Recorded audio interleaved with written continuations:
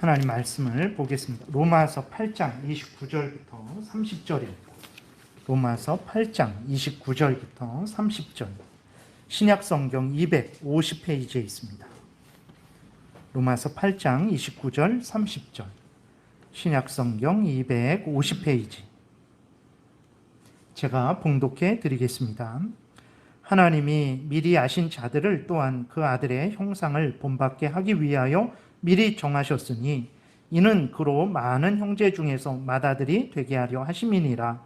또 미리 정하신 그들을 또한 부르시고 부르신 그들을 또한 의롭다 하시고 의롭다 하신 그들을 또한 영화롭게 하셨느니라.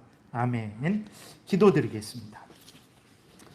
살아계신 하나님 아버지, 이 시간 하나님 말씀을 전하고 듣습니다. 성경을 통해서 우리에게 알려주시는 하나님의 뜻이 무엇인지를 잘 깨달아 알아서 하나님이 알려주시는 대로 믿고 준행하게 도우소서. 하나님 반드시 이 땅에서 악한 사탄마귀의 괴계에 빠지지 않을 것이고 또 우리의 죄성에 지배를 받지 않을 것이고 이 땅에서 하나님의 영광을 드러내는 인생이 될 것이고 이웃을 유익하게 하는 인생이 될 것이고 또 반드시 천국에서 하나님과 함께 영생을 누리는 인생이 될 줄을 믿습니다. 성령께서 온전히 이 시간 주장하시기를 바라고 예수 그리스도의 이름으로 기도드렸습니다. 아멘. 오늘은 이제 예수 그리스도의 형상을 본받게 하시려는 것이 하나님의 뜻인데, 이제 우리가 하나님의 뜻을 따라서 예수 그리스도의 형상을 본받는 삶을 살아야 된다라는 내용으로 말씀을 드리겠습니다. 그랬을 때 예수 그리스도의 형상을 본받는 게 과연 뭐냐? 그랬을 때 이제 그것은 예수 그리스도가 오직 살아계신 하나님을 경외하고 하나님의 명령을 온전히 준행하신 것처럼 우리들이 해야 될 일들, 그러니까 우리들이 있는 장소에서 우리들이 맡겨진 일들을 하면서 여전히 예수 그리스도가 하나님을 경외하고 그 명령을 따라 살아간 것처럼, 그 예수 그리스도처럼 우리도 하나님을 경외하고 하나님의 명령을 따라서 살아가야 된다라는 내용으로 말씀을 드리겠습니다. 지난 시간에는 이제 어떻게 해야 이 성경이 우리의 모든 삶, 즉 신앙의 삶, 일상의 삶 속에 있어서 등불이 되고 빛이 될 수 있을까에 대해서 말씀을 드렸었어요. 그래서 잠깐 요약해서 다시 말씀을 드리면, 우리가 이제 일상을 살아가면서 또 어떤 신앙생활을 하면서 이것이 하나님의 뜻인가 저것이 하나님의 뜻인가 아주 고민이 될 때가 많습니다. 갈등이 될 때가 많고 정말 답답할 때가 많잖아요. 그러면 그때마다 하나님이 뭐 음성을 보여주시는 것도 아니고 환상을 보여주시는 것도 아니란 말이에요. 어쩌다가 하나님이 특별하게 그런 기적을 베푸시기도 하시지만 그런 기적이 우리 인생 가운데 얼마나 그렇게 있습니까? 그렇지 않을 때에는 우리가 결정을 하고 선택을 하고 결정을 해야 되는 거예요. 그러면 그것이 내가 선택하고 결정한 것인지 아니면 그게 하나님이 나에게 그렇게 명령하신 하나님의 명령인지 우리가 어떻게 알 수 있겠습니까? 그러면 역사적으로 보게 되면 교회에서 항상 이 성경 자체가 그렇게 말을 하고 있고 또 이 성경을 믿은 우리 신앙의 그 선배들이 또 하는 말은 무엇이냐면 성경을 통해서 얼마든지 다양한 삶 속에서 다양한 그러한 형편 처지에 있을지라도 항상 신앙생활과 일상생활에 분명한 답을 얻을 수 있다. 하나님의 뜻을 발견할 수 있다라고 한단 말이에요. 그럼 어떻게 그것을 활용해야 되는가 그랬을 때에 지난 시간에 말씀드렸던 대로 여러분들이 신앙생활과 일상생활에 있어서 어떤 일을 선택하고 결정을 할 때에 그것이 성경에 있는 그대로 믿고 지키는 방향으로 여러분들이 선택하고 결정을 한다면 그것이 바로 여러분들을 향한 하나님의 뜻이 되는 거예요.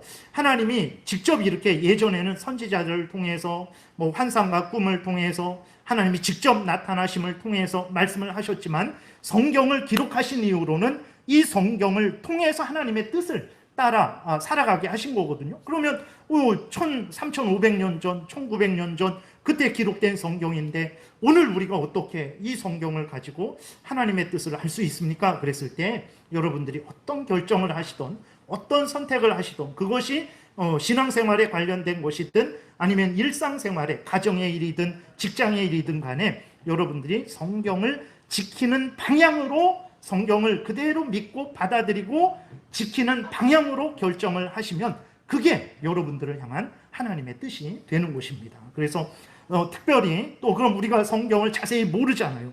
이게 무슨 의미일까? 어떤 성경 본문을 읽었는데 자세히 모른단 말이에요. 그러면 우리 그 믿음의 선배들이 이 부분은 이렇게 말하는 것이다 라고 이 성경을 핵심적으로 요약해서 정리해 놓은 것이 있어요. 그것이 바로 신앙 고백서입니다. 그게 우리가 사도신경을 항상 예배 드릴 때마다 고백을 하는데 왜 사도신경을 고백을 합니까? 그게 성경에 없단 말이에요. 근데 왜 사도신경을 고백하지 않으면 이단이다 이렇게 말을 하고 그렇게까지 중요하게 생각을 합니까? 왜 그러냐면 성경에 있는 것을 핵심적으로 요약한 거잖아요.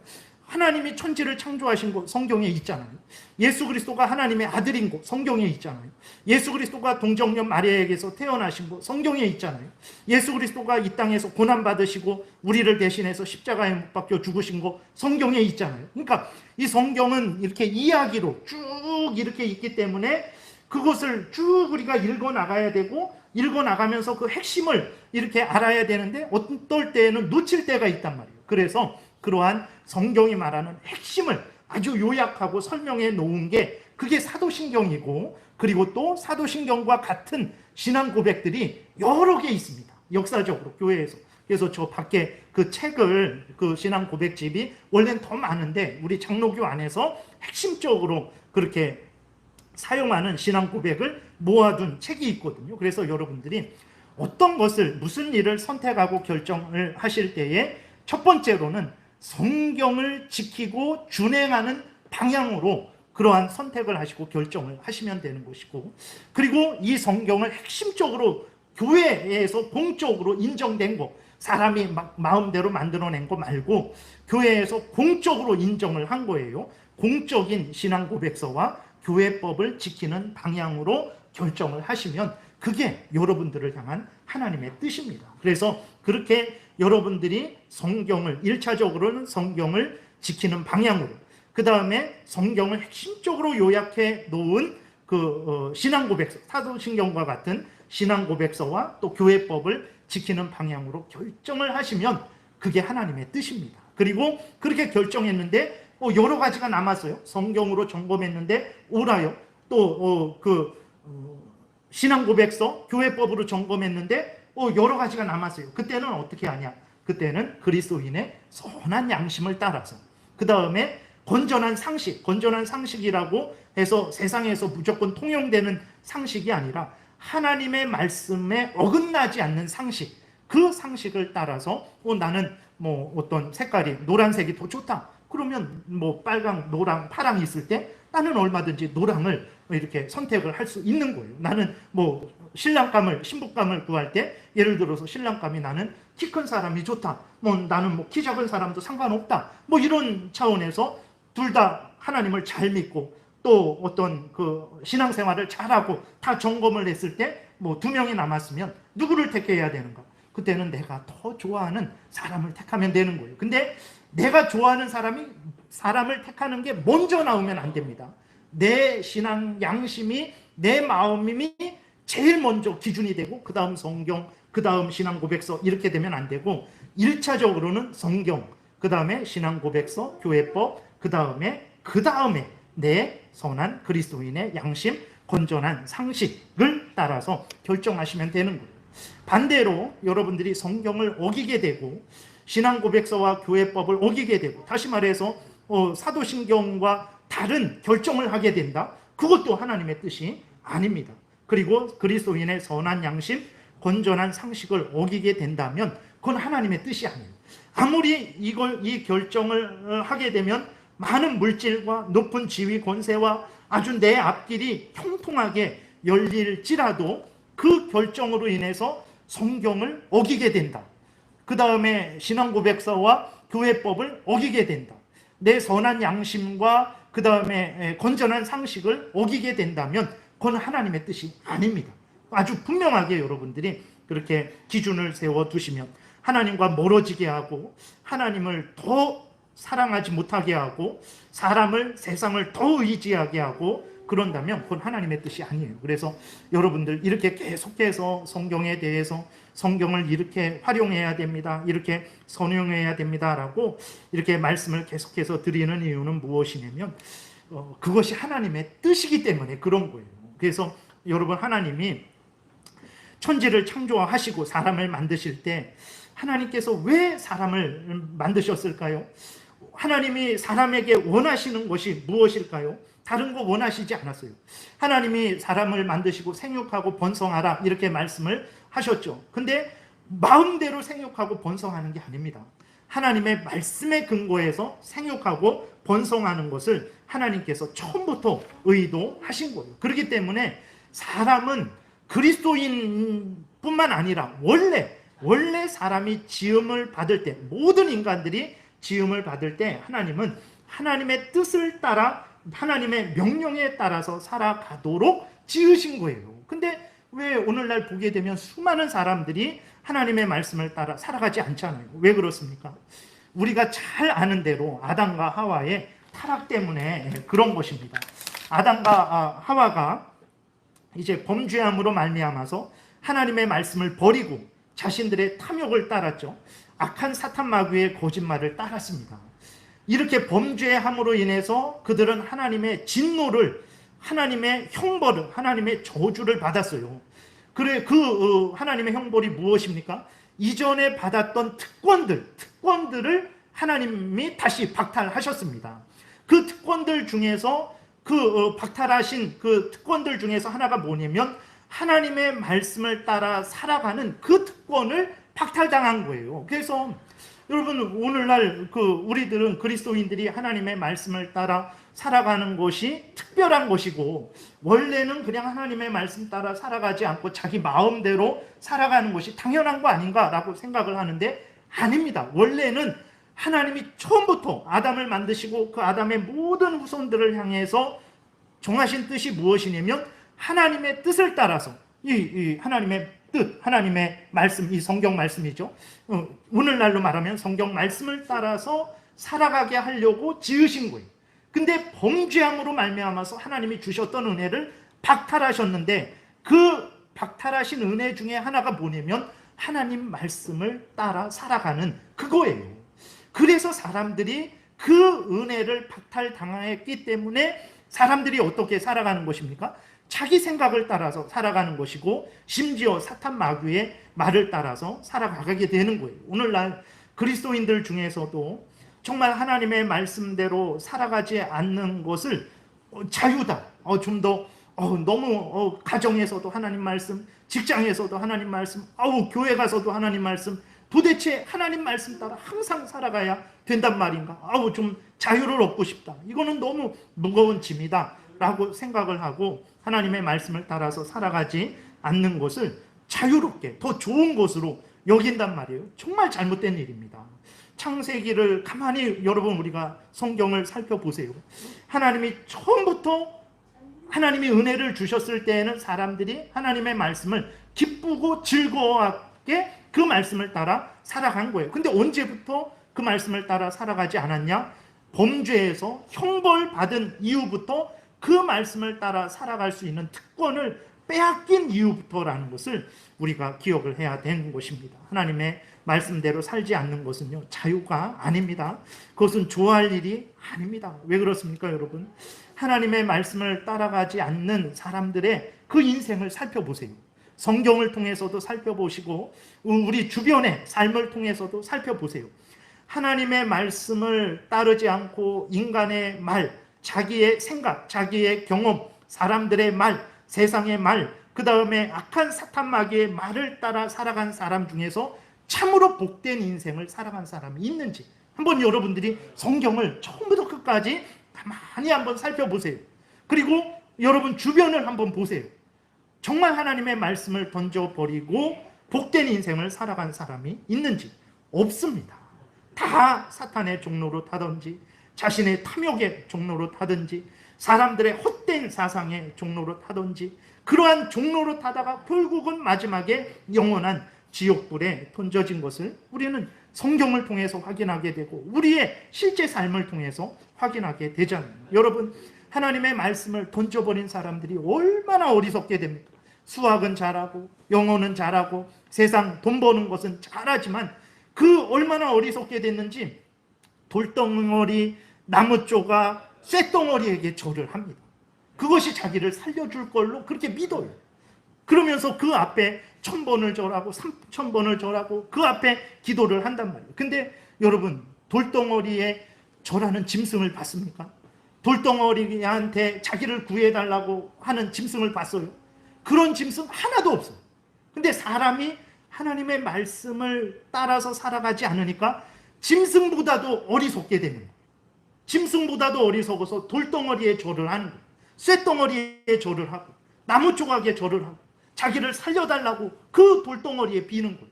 짐승도 그러지 않아요.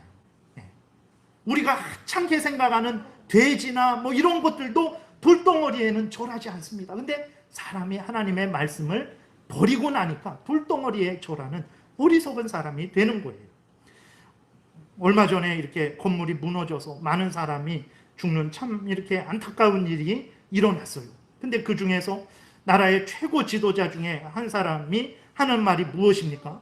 그 사고의 원인을 생각할 때에 버스 기사가 악셀레타만 빨리 이렇게 밟았어도 사람이 죽지 않았을 것이다. 이런 말을 한단 말이에요. 나라의 최고 지도자입니다.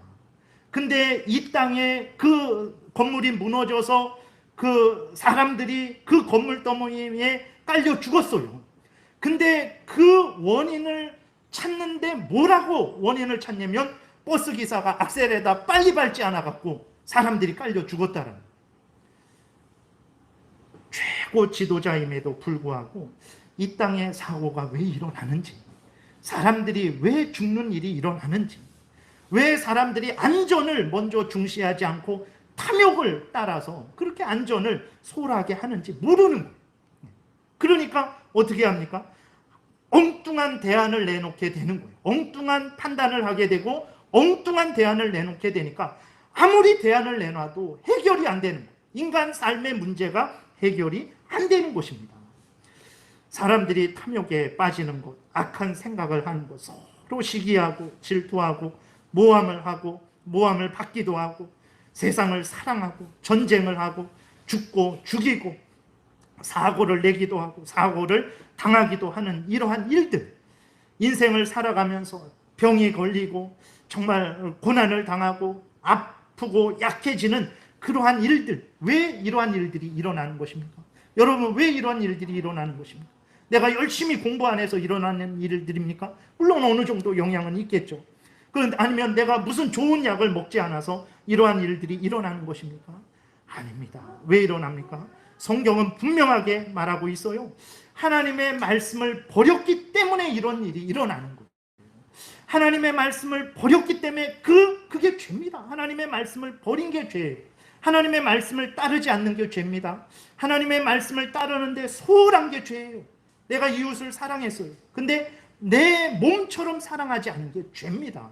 내가 하나님을 사랑했어요. 예배도 드리고 새벽 예배도 드리고 모든 예배를 나는 다 드렸습니다. 잘했어요. 그러나 그렇게 드릴 때 내 마음과 뜻과 정성과 목숨을 다하지 않았다면 그게 죄예요. 우리들은 죄라고 생각하지 않죠. 그게 죄입니다. 하나님의 말씀 따라 살아가지 않고 그 말씀을 온전히 지키지 않음으로 인해서 아담과 하와가 범죄함으로 인해서 하나님의 말씀을 어김으로 인해서 그 어긴 죄에 대한 형벌로서 이 땅에 죄가 들어오게 된 거예요. 사망이 왕노릇하게 된 거예요. 서로 시기하고 질투하고 모함하고 죽고 죽이고 속이고 속고 안전보다도 사람의 생명보다도 그 몇 푼 아끼려고 정말 탐욕에 눈이 멀어갖고 그러한 행동을 함으로 말미암아서 거기에 그때 그러한 사고가 일어나게 되는 거예요. 근데 나라의 최고 지도자가 악셀에다 밟았으면 이런 사고가 일어나지 않을 것이다. 그럼 모두 악셀에다 빨리 밟으면 사고가 일어나지 않을까요? 여러분, 이렇게 하나님의 말씀을 따르는 것을 많은 그리스도인들 중에서도 지겨워하죠. 교회에서도 하나님 말씀, 집에서도 하나님 말씀, 직장에서도 하나님 말씀, 도대체 숨을 쉴 수가 없다라고 생각을 하지만 오히려 하나님의 말씀에 근거할 때에 교회에서도 참된 숨을 쉬게 되는 것이고, 가정과 직장에서도 참된 안식을 누리게 된다는 것을 우리가 기억을 해야 됩니다. 그래서 여러분들이 계속해서 하나님의 말씀을 따라야 됩니다. 이 말씀을 이렇게 저렇게 활용하면 하나님의 뜻을 따라 살아갈 수 있습니다라고 말씀을 하는 거예요. 오늘 본문에서도 그것을 이야기하고 있는 거예요. 하나님께서 우리를 창세 전에 예정을 하셨어요. 그리고 그 이유가 뭔가? 하나님께서 우리를 구원하셨어요. 그 이유가 뭔가? 그 목적이 뭔가? 하나님이 왜 우리를 예정하셨는가? 하나님이 왜 우리를 구원하셨는가? 오늘 본문에서 말씀을 하고 있는 거예요. 8장 29절에 보게 되니까 이렇게 기록되어 있습니다. 하나님이 미리 아신 자들을 또한 그 아들의 형상을 본받게 하기 위하여 미리 정하셨으니 이는 그로 많은 형제 중에서 맏아들이 되게 하려 하심이니라. 살펴보면 하나님이 미리 아신 자들을 하나님의 뜻대로 선택을 하신 거예요. 그래서 이제 하나님이 아시는 거죠. 하나님의 뜻대로 선택하신 자들을 미리 정하셨다라는 거예요. 창세 전에 정하신 것입니다. 10년 전에 20년 전에 정하신 게 아니에요.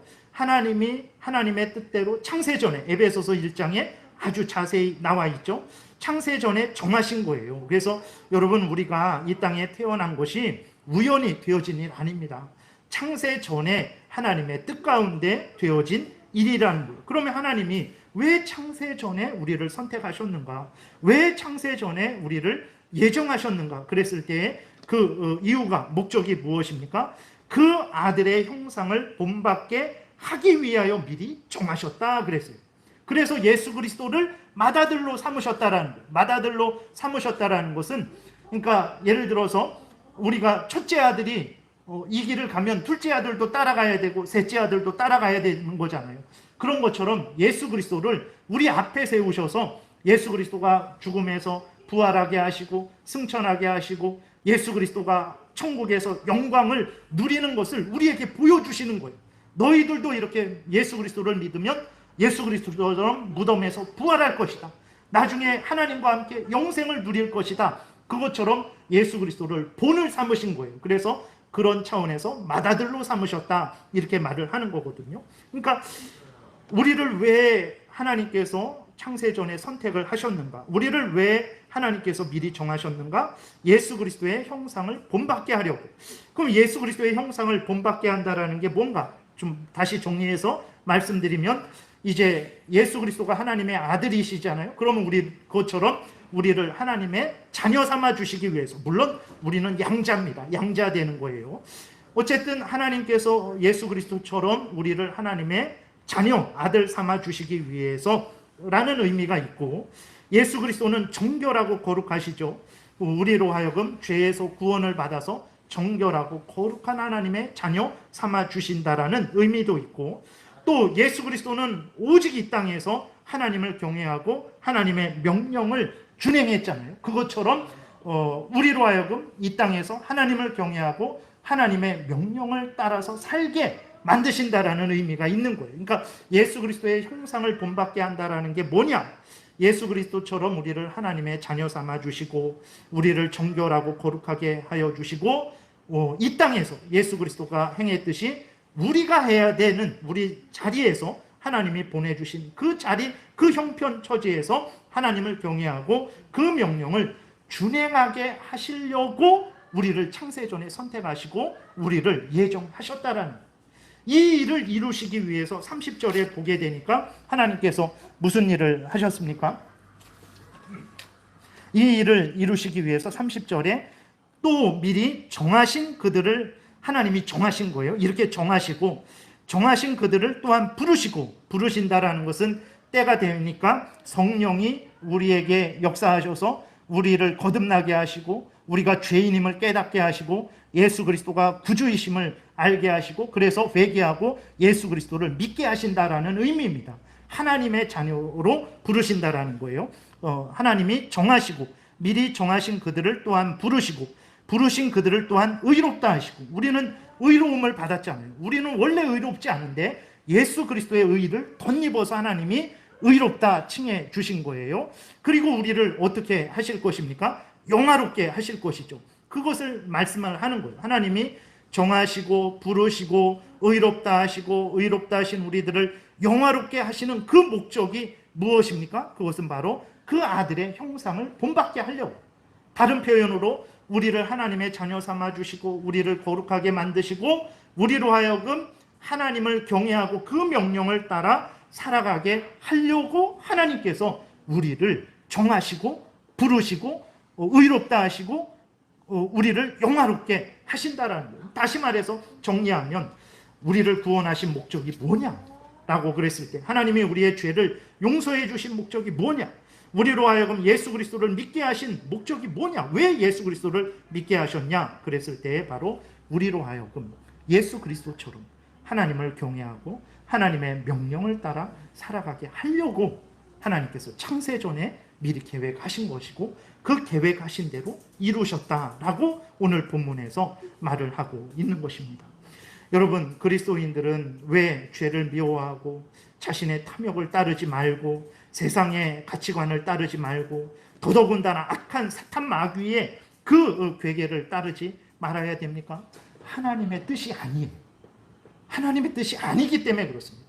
하나님이 우리를 그리스도인으로 만들어 주신 것은 하나님을 경외하고 하나님의 명령을 따라 살아가게 하려고 우리를 그리스도인 만들어 주신 것이기 때문에 그리스도인 된 자들은 당연히 마땅히 하나님을 경외하고 하나님의 말씀을 따라 살아가야 돼요. 교회에서만 그래야 되냐? 아닙니다. 교회에서도 그래야 되고 가정에서도 그래야 돼요. 그 가정에서만 그래야 되냐? 아닙니다. 직장에서도 그래야 돼요.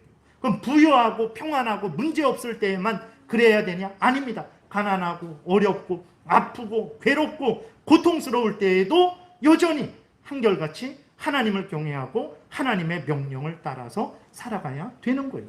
그게 하나님의 뜻입니다. 그렇기 때문에 우리는 성경을 버릴 수 없어요.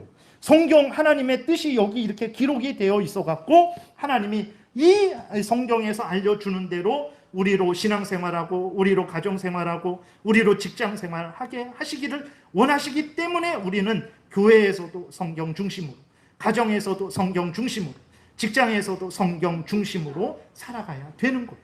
근데 우리는 여전히 죄성이 있어서, 우리의 탐욕이 있어서 성경 따라 살아가려고 하니까 내 마음대로 하지 못하는 거예요. 내 뜻대로 하지 못하는 거예요. 내가 먹고 싶은 거 먹지 못하고 하고 싶은 말 하지 못하고 가고 싶은데 가지 못하는 거예요. 그러니까 성경 따라 살아가는 게 부담이 되는 거예요. 그러니까 적당히 교회에서만 적당히 성경 따르고 가정에서는 내 마음대로, 직장에서는 내 마음대로 그것을 벗어났다, 자유스럽다 생각을 하는데 아닙니다. 앞에서도 말씀드렸지만 하나님의 말씀을 따른 사람들의 그 삶과 그 종말을 보세요. 정말 자유를 누렸는지, 정말 복을 누렸는지 아닙니다. 다 사탄의 우는 사자와 같이 삼킬 자를 두루 찾아다니는 그 사탄 마귀에게 속아서 사탄의 종로로 타다가 영원한 지옥불에 던져질 뿐이었다라는 것을 우리가 기억을 해야 되는 것입니다. 성경 말씀대로 살지 않는 것은요, 자유가 아닙니다, 여러분. 그것은 저주입니다. 그것은 너무나 무서운 하나님의 형벌이에요. 성경 말씀을 아니까 우리가 하나님이 계시구나. 그 다음에 내가 죄인이구나. 구원자는 오직 예수 그리스도 뿐이구나. 그래서 예수 그리스도를 믿고 우리가 죄를 회개하고 하나님께 용서를 빌고 하나님의 은혜로 말미암아 하나님의 자녀가 되어서 천국에 가는 거잖아요. 이 성경이 없다고 생각해 보세요. 누가 구원자인지 어떻게 합니까? 그리고 이 성경이 없다고 생각해 보세요. 내가 죄인인지 어떻게 합니까? 하나님이 계시다라는 것을 어떻게 합니까? 그거 겨우 아는 게 이 돌덩어리가 하나님이다, 나무덩어리가, 나무 조각이 하나님이다, 이렇게 생각을 해서 그 돌에게 절하는 그 정도밖에 안 된다. 근데 우리는 이 성경을 통해서 살아계신 하나님이 이런 분이구나, 우리 구주 예수 그리스도구나, 성령께서 우리로 하여금 예수 그리스도를 믿도록 거듭나게 하시고 은혜를 내려주시는구나, 이런 깨달음을 알고 오늘도 이 자리에 모여서 하나님 앞에 예배드리며 잘못한 거 회개하고 또 부족한 거 하나님의 은혜를 구하고 있는 거예요. 하나님의 말씀을 따르는 것이 정말 복입니다. 육신적으로 죄에 아직 부패성이 남아있어서 때로는 힘들고 어렵고 고난이 있을지라도 그게 나를 살리는 힘듦이고 나를 살리는, 영생하게 하는, 천국에 가게 하는 고난이에요. 복된 고난입니다. 그러나 세상에서 성경 없이 누리는 쾌락은 나를 죽이는 쾌락입니다. 나를 죽이는 즐거움이요, 사탄 마귀의 종노릇하게 하는 즐거움이고 지옥으로 던져지게 하는 즐거움이라는 것을 우리가 기억을 해야 되는 것입니다. 여러분, 하나님의 말씀대로 살아가고 안 살아가고가 얼마나 중요한지 두 가지 예만 들겠습니다. 사울 왕에 대한 예인데, 첫 번째로는 사무엘상 13장에 보게 되면 이제 블레셋하고 사울 왕이 전쟁을 합니다. 근데 사무엘이 일주일을 기다리라 그랬어요. 하나님의 말씀을 통해서 사울 왕에게 7일을 기다리십시오라고 했는데 안 와요. 7일째가 됐는데도 안 와요. 그러니까 블레셋은 지금 당장 쳐들어오려고 하고 이스라엘 백성은 두려워갖고 다 도망을 가고 이러다가는 진짜 큰일 나겠단 말이에요. 그러니까 사울 왕이 어떻게 하냐면 자기가 제사를 드립니다. 왕은 왕의 역할을 해야 되고 제사장은 제사장의 역할을 하는 게 하나님의 정하신 질서예요. 그리고 이제 하나님의 사무엘을 통해서 7일을 기다리라고 했는데 아마 7일 끝까지 기다리진 않은 것 같아요. 오늘이 7일째인데 아침이 됐는데도, 점심이 됐는데도 안 오니까 도저히 안 되겠다 해갖고 7일을 다 채우지는 않고 이제 제사를 드린 거죠. 부득이하게 제사를 드렸습니다. 근데 하나님의 말씀을 어긴 사울에게 아주 무서운 형벌을 내리세요. 제가 11절부터 14절까지 읽어드리겠습니다. 사무엘이 이르되, 그러니까 제사를 드리자마자 사무엘이 왔어요. 그러니까 사무엘은 7일째 온 거예요. 그러면서 와서 사울 왕에게 이제 말을 하는 거예요. 사무엘이 이르되 왕이 행하신 것이 무엇이냐 하니 사울이 이르되 백성은 내게서 흩어지고 당신은 정한 날 안에 오지 아니하고 블레셋 사람은 믹막스에 모였음을 내가 보았으므로 이에 내가 이르기를 블레셋 사람들이 나를 치러 길갈로 내려오겠거늘 내가 여호와께 은혜를 간구하지 못하였다 하고 부득이하여 번제를 드렸나이다 하니라. 사무엘이 사울에게 이르되 왕이 망령되이 행하였도다.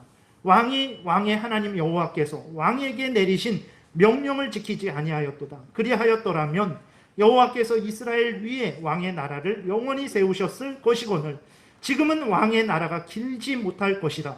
여호와께서 왕에게 명령하신 바를 왕이 지키지 아니하였으므로 여호와께서 그의 마음에 맞는 사람을 구하여 여호와께서 그를 그의 백성의 지도자로 삼으셨느니라. 이 말씀을 하셨어요. 사울은 하나님의 말씀을 어기면 살 줄 알았습니다. 또 부득이한 상황이었어요. 그래서 하나님의 말씀, 7일을 기다리라는 말씀, 그 다음에 왕이 제사장의 역할을 침범하지 말라는 말씀, 그 말씀을 어겼어요. 그러면 승리할 줄 알았죠. 승리했습니까?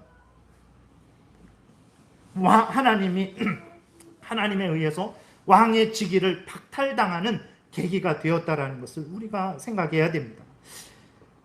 지혜가 없고 물질이 없고 높은 지위 권세가 없어서 왕에서 쫓겨난 게 아니에요. 하나님의 말씀을 어겨서 왕에서 쫓겨난 것입니다. 근데도 사울은 똑같은 잘못을 또 저지릅니다. 사무엘상 15장에 보게 되면 하나님이 이제 그 출애굽할 때에 이스라엘 백성들을 막아선 아말렉 족속 500년 전 일입니다. 500년 전 일인데 한 400년 전 일인데 그때 하나님이 그것을 계속 기억하신 거예요. 그래서 사울 왕을 통해서 아말렉 족속을 진멸하겠다.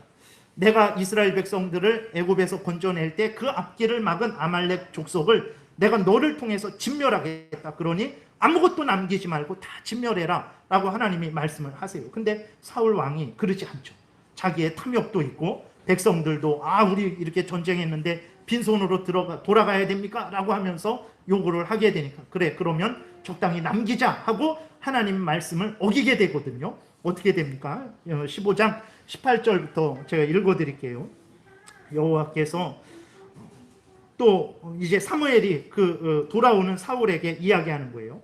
또 여호와께서 왕을 길로 보내시며 이르시기를 가서 죄인 아말렉 사람을 진멸하되 다 없어지기까지 치라 하셨거늘 어찌하여 왕이 여호와의 목소리를 청종하지 아니하고 탈취하기에만 급하여 여호와께서 악하게 여기시는 일을 행하였나이까. 하나님 말씀 어기는 것을 하나님이 악하게 여기신다라는 거예요.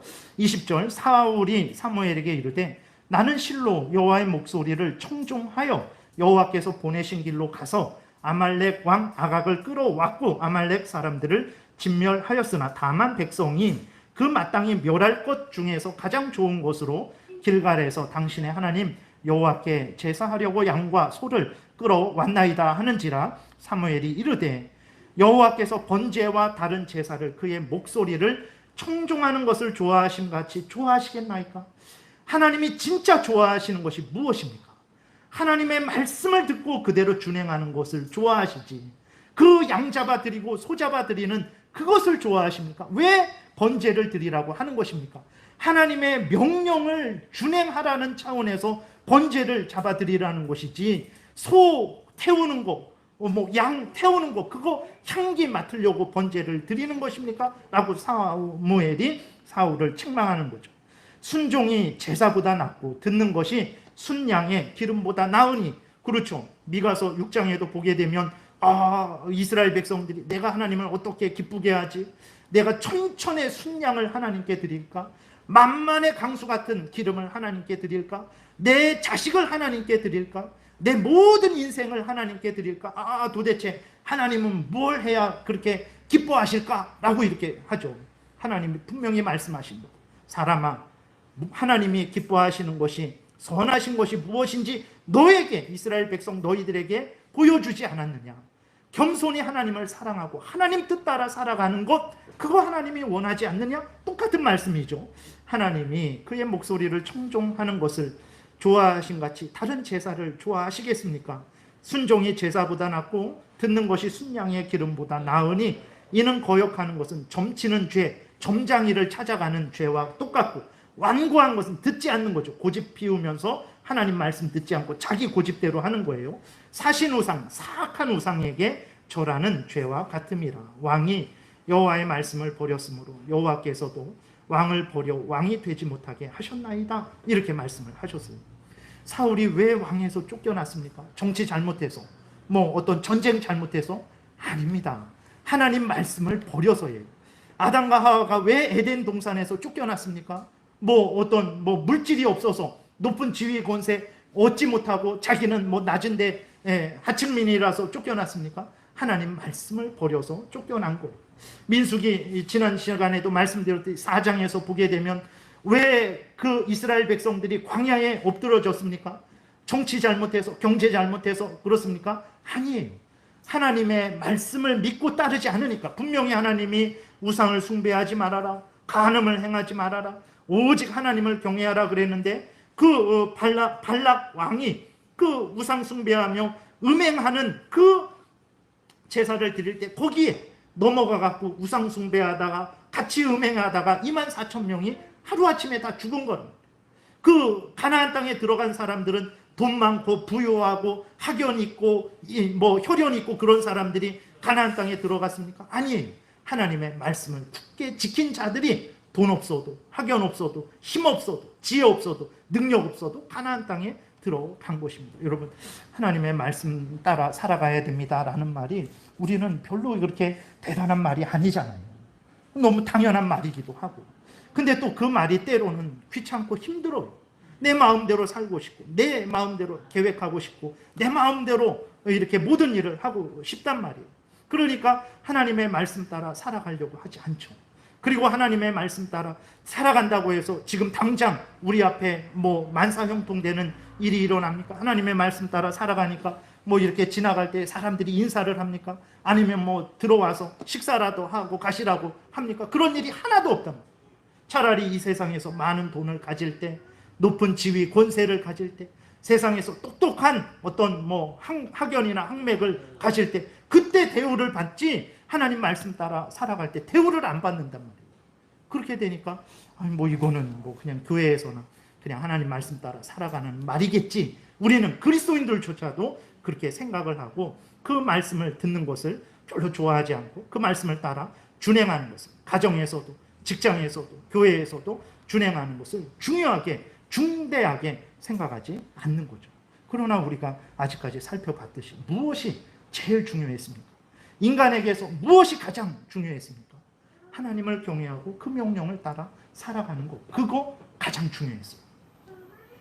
사람이 실패하는 인생, 왜 그 높은 지위, 권세, 정치인들, 그러한 사회 지도층들 실패하는 것을 보세요. 돈 없어서 실패합니까? 그 사람들이 지식이 없어서 실패합니까? 하나님 말씀 따라 살아가지 않았던 그 과거의 순간이 발목이 되어서 그들을 붙잡아서 넘어뜨리는 거예요. 하나님의 말씀 따라 살아가는 것은요, 정말로 우리가 지금 당장 눈앞에 보이지 않아서 그렇지 그것은 정말 나를 죄에서 건지는 것이고 사탄 마귀의 종로로 타는 데서 해방시키는 것이고 나로 하여금 영원한 천국에 들어가게 하는 것이라는 것을 우리가 기억을 해야 됩니다. 하나님의 뜻이 처음부터 사람들로 하여금 하나님의 뜻을 따라 살게 하려고 창조하신 거예요. 근데 범죄한 거예요. 다시 하나님이 예수 그리스도 안에서 우리를 구원하셨어요. 왜 구원하셨습니까? 하나님을 경외하고 하나님 뜻을 따라 살게 하려고 구원하신 거예요. 근데 이러한 은혜를 받은 우리들이 다시 하나님의 말씀은 던져두고 세상을 향해서 세상의 그러한 것들을 더 중시하고 따라간다면 그건 진짜 이제는 답이 없죠. 이제는 답이 없습니다. 여러분 속지 마시기 바랍니다. 하나님의 말씀을 따라 살아가는 것이 가장 복된 거예요. 기도해라. 그럼 기도하면 됩니다. 사랑해라. 사랑하면 되는 거예요. 이것은 죄다. 그렇군요. 하나님 내가 진짜 회개하고 용서를 빕니다. 제가 이런 일 다시 하지 않겠습니다. 이러한 것이 아무것도 아닌 것 같지만 이것이 나를 살리고 나를 가장 복되게 하고 나를 영원한 천국으로 인도하는 것이라는 것을 여러분 굳게 믿으십시오. 하나님의 말씀을 따라 살아가는 자들을 하나님이 기뻐하시고 요한복음 14장에 보니까 같이 하나님이 동행하시고 항상 함께 하시고 은혜 주신다라고 말씀을 하신 것을 함께 거하신다라는 것을 우리는 성경을 통해서 확인하지 않습니까? 그러므로 여러분 하나님의 말씀을 따라 살아가십시오. 가정에서, 직장에서, 교회에서 신앙적인 일이든 일반적인 일이든 간에 여러분들이 어떤 선택을 하고 결정을 할 때에 성경을 그대로 믿고 따르는 방향으로 결정을 하시면 됩니다. 성경을 잘 요약해 놓은 사도신경과 같은 그 교회의 공적인 신앙 고백과 그 교회법을 따라서 결정을 하시면 되는 거예요. 그렇게 점검하신 다음에 끝으로 내가 좋아하는 것을 결정해야 되는 거예요. 처음에 내가 좋아하는 걸 먼저 결정하는 게 아니고 성경의 근거에서 성경을 요약하고 정리해 놓은 역사적이고 공교회적인 공적인 신앙 고백과 교회법의 근거에서 점검하시고 결정을 하시고 그렇게 해야 복된 인생을 살아가는 것입니다. 그래서 하나님의 말씀을 따라 살아간 사람들은 가나안 땅에 들어갔어요. 살았습니다. 근데 하나님의 말씀을 따라 살아가지 않은 사람들은 아무리 능력 있고 대단했지만 가나안 땅에 못 들어가고 광야에서 엎드려졌어요. 똑같습니다. 똑같아요. 오늘날도 똑같아요. 여러분 하나님의 말씀을 믿고 따라 살아가십시오. 모든 삶을 하나님 말씀을 지키는 방향으로 선택하시고 결정하십시오. 삽니다. 진짜 삽니다. 이러한 복된 생명의 삶을 살아가시는 여러분들 되시기를 바랍니다. 기도드리겠습니다. 살아계신 하나님 아버지 감사를 드립니다. 우리가 무엇이 간데 무지하고 무능한데 참 여전히 하나님 제일 우선 중심으로 살지 않는데 마음과 뜻과 목숨을 다하지 않는데 하나님 아버지 참 부족한데 오늘도 용서하셔서 다시 언제 그랬냐는 듯 이렇게 교회로 모아주시고 하나님 앞에서 하나님의 말씀을 또 듣고 하나님 앞에 바로 서는 기회를 주시는지요. 하나님이 기회들을 하나님이 은혜들을 절대로 하찮게 생각하지 말게 도우소서. 이 하찮게 생각하는 이것들이 없어서 사람들이 지옥에 가는 것입니다. 하나님 아버지 하나님이 주시는 이 은혜들 성경에서 알려주시는 하나님의 뜻들 마음 깊이 새기고 그대로 준행하게 도우소서. 사탄 마귀와 싸워 대적하고 승리하게 되고 세상에 속하지 않게 되고 영원한 천국에 들어가서 하나님과 영생을 누리게 될 줄을 믿습니다. 하나님의 영광을 드러내는 인생이 될 줄을 믿습니다. 감사드리고 예수 그리스도의 이름으로 기도드렸습니다. 아멘.